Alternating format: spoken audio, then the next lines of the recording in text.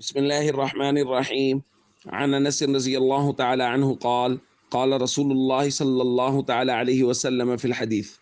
إن عثمان في حاجة الله وحاجة رسوله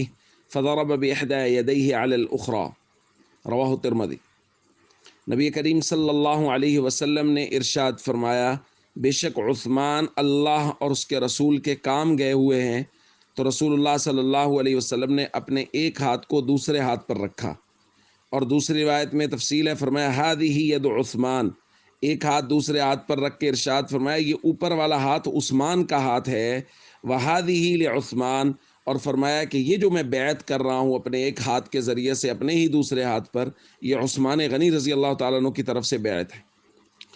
دوستو، صلح حدیبیہ کے موقع پر جب بیعت رضوان ہوئی، اس وقت حضرت عثمان غنی رضی اللہ تعالیٰ عنہ نبی کریم صلی اللہ علیہ وسلم کے سفیر بن کے مکہ مکرمہ گئے ہوئے تھے۔ اسی دوران بیعت رضوان ہوئی تو نبی کریم صلی اللہ علیہ وسلم نے اپنے ایک ہاتھ کو حضرت عثمان کا ہاتھ قرار دیا اور اپنے ہی ہاتھ پر رکھ کے بیعت کی، اور فرمایا یہ عثمان غنی رضی اللہ تعالیٰ عنہ کی طرف سے بیعت ہے۔ تو دوستو، میں سمجھتا ہوں یہ بہت بڑی فضیلت ہے، اور صحابہ بھی اس کو بہت بڑی فضیلت گردانتے تھے کہ حضور علیہ الصلاۃ والسلام نے اپنے ہاتھ کو حضرت عثمان غنی رضی اللہ تعالیٰ عنہ کا ہاتھ قرار دیا۔ اور دوسرا وصف جو حضرت عثمان غنی رضی اللہ تعالیٰ عنہ میں بہت زیادہ معروف اور عام ہے، وہ ہے حیا۔ حضور علیہ الصلاۃ والسلام نے ایک روایت میں ارشاد فرمایا، الا استحیی من رجل تستحیی منہ الملائکہ، کیا میں ایسے شخص سے حیا نہ کروں جس سے آسمان کے فرشتے بھی حیا کرتے ہیں۔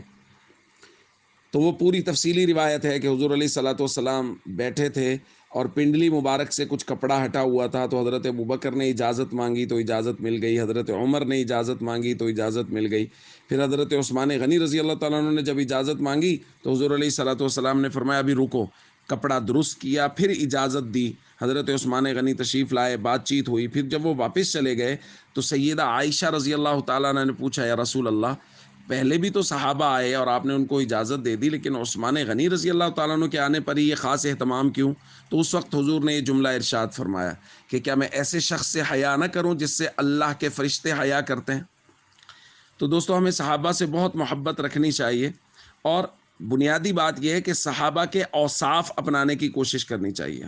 حیا، اپنی نظروں میں، اپنے بولنے میں، اپنے سننے میں حیا پیدا کرنا چاہیے کہ ہماری نظر غیر محرم پہ نہ اٹھے۔ کسی کی بہو بیٹی پہ نظر اٹھانے سے پہلے یہ سوچ لیں کہ ہمارے گھروں کے اندر بھی بیٹیاں اور بہنیں ہیں۔